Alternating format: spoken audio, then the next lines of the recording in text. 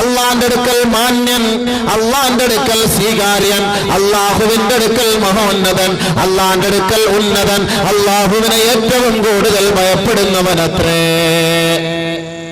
പടച്ചവനെ, എനിക്കിവിടെ കോടികളുണ്ടായിരുന്നു, ഞാൻ ഇവിടുത്തെ കോൺട്രാക്ടറായിരുന്നു, ഞാൻ ഈ പോര് വഴി മൊത്തം സ്വന്തമാക്കിയവനായിരുന്നു, ഈ ഭരണിക്കാവിന്റെ എല്ലാ ഉത്തരവാദിത്തങ്ങൾ എന്റെ കയ്യിലായിരുന്നു അള്ളാഹുവേ എന്നൊന്നും പറഞ്ഞിട്ട് അള്ളാഹ് മാറി നില്ലടാന്ന് പറയും. മാറണം. ഞാൻ ഇന്ന കോടീശ്വരനാണ്, ഞാൻ ഇന്ന ജില്ല മൊത്തം എന്റെ കൈകളിലായിരുന്നു, എനിക്ക് ഇത്രത്തോളം കെട്ടിടങ്ങൾ ഉണ്ടായിരുന്നു, ഞാൻ കോടികളിൽ ടാക്സ് അടയ്ക്കുന്നുണ്ടായിരുന്നു അള്ളാഹുവേ എന്ന് പറഞ്ഞിട്ട് അള്ളാന്റെ അടുക്കൽ ഒരു പുല്ല് വില പോലും അവർക്കില്ല.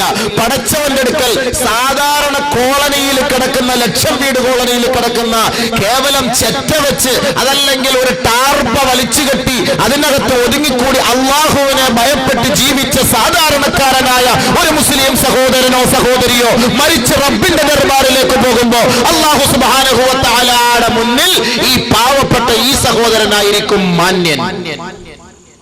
നമ്മൾ വിചാരിക്കും ഏറ്റവും വലിയ പത്രാസിൽ താമസിച്ച അവളെ കണ്ടു കഴിഞ്ഞാൽ 10 പേര് ആൾക്കാർ കൂടും, ഇവരൊക്കെ ആയിരിക്കും വലിയ അള്ളാന്റെ അടുക്കൽ വലിയ രക്ഷയെന്ന് നമ്മൾ ധരിക്കും. പക്ഷെ മൂപ്പിലാൻ അള്ളാഹ് തീരുമാനിക്കുന്ന വിഷയം വേറെയാണ്.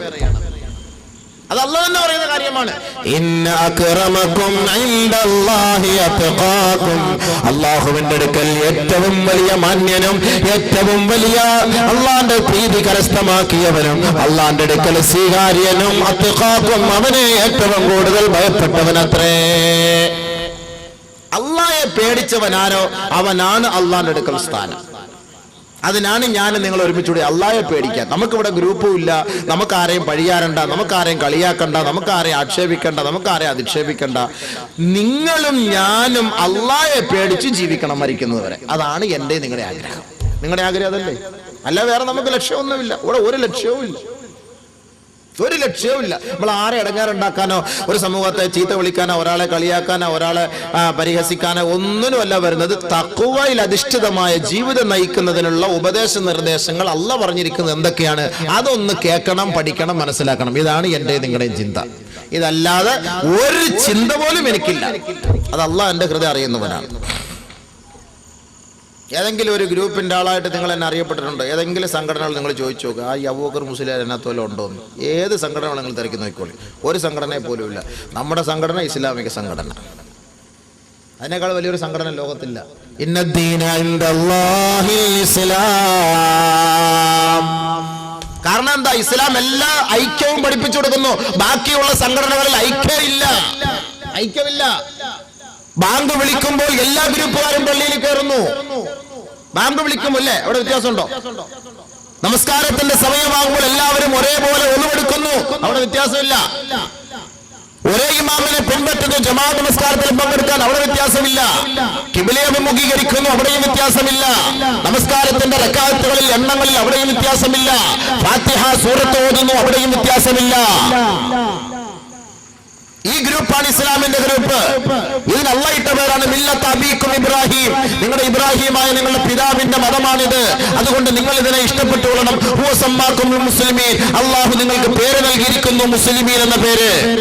അതുകൊണ്ടാണ് നിങ്ങൾ കൈകെട്ടിയിട്ട് ഈ നമസ്കാരത്തിൽ ഈ മുസ്ലിം എന്ന് പറയുന്ന ഈ ഒരു ഉത്തരവാദിത്തത്തെ നിങ്ങൾ എപ്പോഴും റീചാർജ് ചെയ്തുകൊണ്ടിരിക്കുന്നത്. നമസ്കാരത്തിൽ വജ്ജഹതു വജ്ഹിയ ലില്ലദീ ഫത്തറ അസ്സമാവാതി വൽ അർള ഹനീഫൻ വമാ അന മിനൽ മുശ്രികീൻ ഇന്ന സ്വലാത്തി വനുസുകി വമഹ്യായ വമമാതി ലില്ലാഹി റബ്ബിൽ ആലമീൻ ലാ ശരീക ലഹു വബിദാലിക ഉമിർതു. ബാക്കി വാന മിനൽ മുശ്രികീന വാന മിനൽ മുസ്ലിമീൻ. ഞാൻ മുസ്ലിമാണെന്ന് റബ്ബിന്റെ കോടതിയുടെ മുന്നിൽ കൈകെട്ടി നിന്നുകൊണ്ട് എല്ലാ ദിവസവും 5 പ്രാവശ്യം നമ്മുടെ ഈമാനിനെ ചാർജ് ചെയ്തുകൊണ്ടിരിക്കുകയാണ്. വാന മിനൽ മുസ്ലിമീൻ. എന്നിട്ട് അല്ലാഹ് പറയുന്നു, ഈ ഇസ്ലാമിൽ നീ ഉൾപ്പെട്ടാൽ നീ രക്ഷപ്പെടും. ഈ ഇസ്ലാം അല്ലാതെ വേറെ ഏതിൽ നീ ഉൾപ്പെടുന്നു നീ രക്ഷപ്പെടുകയില്ല.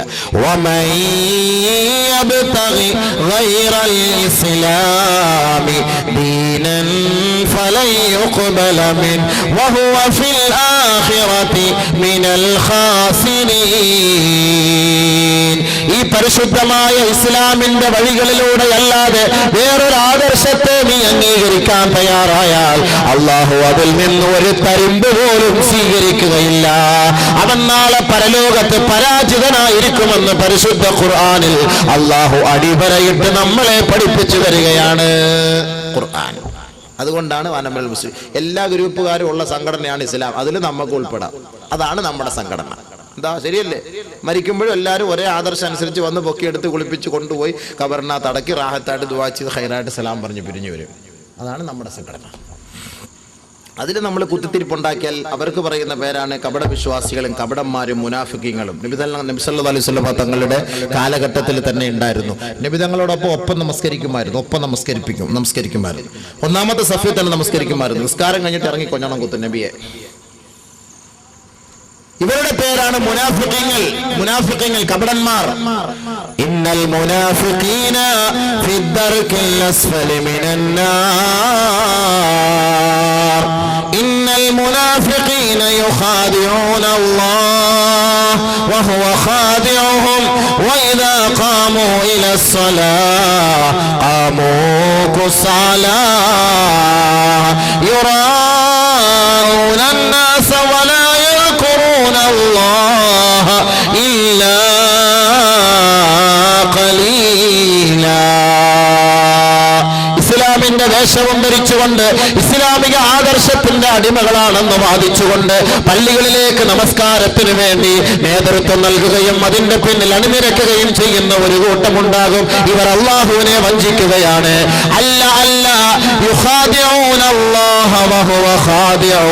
അല്ലാഹു ഇവരെ വഞ്ചിക്കുകയാണ് ചെയ്യുന്നത്. വഇദാ ഖാമൂ ഇലസ്സലാഹ്, അവർ നമസ്കാരത്തിലേക്ക് കൈകെട്ടി നിന്ന് കഴിഞ്ഞാൽ ഖാമൂ കുസാലാ, അലസതയോടെ അലംഭാവത്തോടെ അവരുടെ ചിന്താമണ്ഡലങ്ങളിൽ എങ്ങോട്ടോ തിരിച്ചുകൊണ്ടവർ നമസ്കരിക്കുന്നു. വലാ യദ്കുറൂനല്ലാഹ ഇല്ലാ ഖലീലാ, അല്ലാഹുവിനെ വളരെ തുച്ഛമായിട്ടല്ലാതെ സ്മരിക്കാറില്ല. പടച്ച തമ്പുരാനെ ഓർക്കുന്ന വിഷയത്തിൽ അവർക്ക് അലംഭാവമാണ്, അലസതയാണ്. ആ വിഷയത്തിൽ അവർക്ക് വലിയ താല്പര്യമില്ല. ആരെയോ കാണിക്കുന്നതിന് വേണ്ടി, ആരുടെയോ പ്രോത്സാഹനത്തിന്റെ പേരിൽ, ആരെയോ തൃപ്തിപ്പെടുത്തുന്നതിന് വേണ്ടി, ആരുടെയോ ഒക്കെ കൂട്ടത്തിൽ വല്ലപ്പോഴും പോയി പള്ളിയിലൊന്ന് നമസ്കാരത്തിന് നേതൃത്വം നൽകും. അതല്ലാതെ കണ്ട് അവർക്ക് നമസ്കാരവും അല്ലാഹുവുമായി ബന്ധമില്ല. ഇവർ കപടന്മാരാണ്. ഇവരെ സൂക്ഷിക്കണേ. നരകത്തിന്റെ ഏറ്റവും അടിത്തട്ടിലാണ് ഇവരുടെ സങ്കേതമെന്ന് പരിശുദ്ധ ഖുർആൻ. നിസ്കരിക്കും. നമ്മളെ കാണുമ്പോഴും കണ്ട മുൻപല്ല് കൊണ്ട് ചിരിച്ചിട്ട് അണപ്പല്ല് കൊണ്ട് കടിച്ചു പിടിക്കും. പകയൻ കാണുമ്പോ നല്ല രസമായിരിക്കും, ഭയങ്കര സന്തോഷത്തോട് സലാക്ക് പറയും. പക്ഷെ അപ്പുറത്തിരുന്ന് മറ്റു പരിപാടികൾ ചെയ്യും. അപ്പോൾ അല്ലാഹു സുബ്ഹാനഹു വ തആല നമുക്ക് നോമ്പ് നിർബന്ധമാക്കിയതിനെ കുറിച്ച് നമ്മൾ ചർച്ച ചെയ്യുന്നത്. അപ്പൊ ആർക്ക് വേണ്ടി, ആരാകുന്നതിന് വേണ്ടി അല്ലാഹു തആല നമുക്ക് നോമ്പ് നിർബന്ധമാക്കിയതിന്റെ കാരണങ്ങൾ എന്തിനാണ്? അതാണ് നമ്മൾ മനസ്സിലാക്കേണ്ടത്. അള്ളാഹുവിന്റെ തൃപ്തിയാണ് നമ്മൾ അതിലൂടെ ആഗ്രഹിക്കുന്നത്, അതല്ല മറ്റാരുടെ തൃപ്തിയല്ല. നമ്മൾ നമസ്കരിക്കുന്നതും ഇബാദത്ത് എടുക്കുന്നതും നോമ്പ് പിടിക്കുന്നതും എല്ലാം അള്ളാഹ്ക്ക് വേണ്ടി. അതാണല്ലോ പ്രതിജ്ഞ ചെയ്യുമ്പോൾ നമ്മൾ കൈകെട്ടിയ ഉടനെ പറയുന്നത്, ഇന്ന സ്വലാത്തി വനുസുകി വമഹ്യായ വമമാതി ലില്ലാഹി റബ്ബിൽ ആലമീൻ. എന്റെ നമസ്കാരം, എന്റെ ഹജ്ജ് കർമ്മങ്ങൾ, എന്റെ ചലനം, എന്റെ നിശ്ചലനാവസ്ഥ, എന്റെ പ്രവർത്തനം, എന്റെ ഉറക്കം, എന്റെ ഉണർവ്, എന്റെ ജീവിതം, എന്റെ മരണം എല്ലാം ലില്ലാഹി റബ്ബിൽ ആലമീൻ, ലോകങ്ങളുടെ രക്ഷിതാവേ നിനക്ക് വേണ്ടി മാത്രമാണ് അല്ലാഹ്. നോമ്പ് പിടിക്കുമ്പോൾ നമ്മൾ നിയത്തെ നവയത്തു സൗമ ഗദിൻ അന്നദായി ഫർദ് റമളാനി ഹാദിഹി സനതി ലില്ലാഹി തആല, അല്ലാഹ്ക്ക് വേണ്ടി. നിസ്കരിക്കാൻ നേരത്ത് ഉസല്ലി ലില്ലാഹി തആല, എല്ലാം അള്ളാഹ്ക്ക് വേണ്ടിയാണ് എന്ന ഒരു ചിന്തയാണ് നമുക്ക് ഉണ്ടാക്കുന്നത്. എല്ലാം അള്ളാഹ്ക്ക് വേണ്ടി, അള്ളാഹ്ക്കല്ലാതെ മറ്റൊന്നുമില്ല. അതുകൊണ്ടാണ് അള്ളാഹ്ക്ക് വേണ്ടിയുള്ള കാര്യങ്ങൾ ചെയ്യുന്ന നമ്മളോടാണ് അള്ളാഹു പറയുന്നത്, യാ അയ്യുഹല്ലദീന ആമനൂ, ഏ സത്യവിശ്വാസികളെ, കുതിബ അലൈക്കുമുസ്സിയാം, നിങ്ങളുടെ മേൽ നിർബന്ധമാക്കപ്പെട്ടിരിക്കുകയാണ് നോമ്പ്. കമാ കുതിബ അലല്ലദീന മിൻ ഖബലികും, നിങ്ങൾക്ക് മുമ്പുള്ള സമുദായത്തിന്റെ മേൽ നിർബന്ധമാക്കപ്പെട്ടതുപോലുള്ള വ്രതം നിങ്ങളുടെ മേൽ നിർബന്ധമാക്കപ്പെട്ടിരിക്കുന്നു. ലഅല്ലകും തത്തഖൂൻ, അല്ലാഹയെ ഭയപ്പെടുന്നതിന് വേണ്ടി. അപ്പൊ നമുക്ക് ഇത്തിരി ഭയം കുറവായത് കൊണ്ട് അള്ളാഹ് ഈ നോമ്പൊക്കെ പിടിപ്പിച്ച് അള്ളാഹ് ഒന്നുകൂടെ പേടിപ്പിക്കും നമുക്കൊന്നും കൂടെ ഹൃദയത്തിൽ പേടി ഉണ്ടാക്കി തരുന്നത്. മുസ്ലിം ഉമ്മത്തിന് തമ്മിൽ അള്ളാഹുമായിട്ടൊരു ബന്ധം കുറവ്, അതുകൊണ്ടാണ് നമ്മൾ തമ്മിലൊക്കെ ഇത്തിരി അകൽച്ച അല്ലേ. ഇന്ന് കുടുംബ പശ്ചാത്തലം പരിശോധിച്ച് നോക്കിയാൽ ഇന്ന് എല്ലാവരും കൊച്ചാപ്പാടം മക്കളുമായിട്ട് മൂത്താപ്പാടം മക്കൾക്ക് ഒരു ബന്ധവുമില്ല, ചേട്ടന്റെ മക്കളുമായിട്ട് അനിയന്റെ മക്കൾക്ക് ഒരു ബന്ധവുമില്ല, ഭാര്യയുടെ കുടുംബക്കാരുമായിട്ട് ഭർത്താവിന്റെ കുടുംബത്തിന് ഒരു ബന്ധവുമില്ല, ഭർത്താവിന്റെ കുടുംബമായിട്ട് ഭാര്യയുടെ കുടുംബമായിട്ട് ബന്ധമില്ല. വളരെ വിരളം മാത്രം. നിസ്കരിക്കാനൊക്കെ ഒരു സഫിൽ കാണും, പക്ഷെ കണ്ടാ സലാം പറയൂല, മിണ്ടൂല. ഒരു ജമാഅത്തുകാരും ഒരു കുടുംബക്കാരും ഒക്കെയാണ്. ഒരു സഫിൽ തന്നെ കാണും. വാപ്പ ഇതിലേക്കൂടെ വന്നാൽ കൊച്ചാപ്പ ഇതിലേക്കൂടെ പുറത്തു പോകും, ജ്യേഷ്ഠ ഇതിലേക്കൂടെ പോയാൽ അതിനെ ഇതിലേക്കൂടെ, അനിയൻ ഇതിലേക്കൂടെ പോകും, അളിയൻ അതിലേക്കൂടെ കയറിയാൽ മച്ചമ്പി ഇതിലേക്കൂടെ ഇറങ്ങിപ്പോകും. കണ്ടാൻ വേണ്ടില്ല, എല്ലാവരും കുടുംബക്കാരാ. അവിടെയാണ് പ്രശ്നം. എല്ലാവരും നിസ്കാരക്കാരുവാ, എല്ലാവരും നോമ്പ് പിടിക്കുന്നവരുവാ, എല്ലാവരും ഹാജിയാരുവാ. പക്ഷെ പ്രശ്നം എന്താ? ഇവർ തമ്മിൽ കണ്ടാൻ വേണ്ടൂല, സംസാരിക്കൂല. അതാണ് അള്ളാഹു പറയുന്നത്, അങ്ങനെ ജീവിച്ചാൽ തഖ്വയോടുകൂടി എന്റെ അടുക്കൽ നിങ്ങൾക്ക് സ്ഥാനം കിട്ടൂല. കേട്ടോ, എല്ലാരും കേട്ടോ, മനസ്സിലാക്കുക. ദീന പറയുന്ന ഖുർആനും ഹദീസും എവിടെ ആർക്കും വരാത്തൊരു സംശയവും വേണ്ട.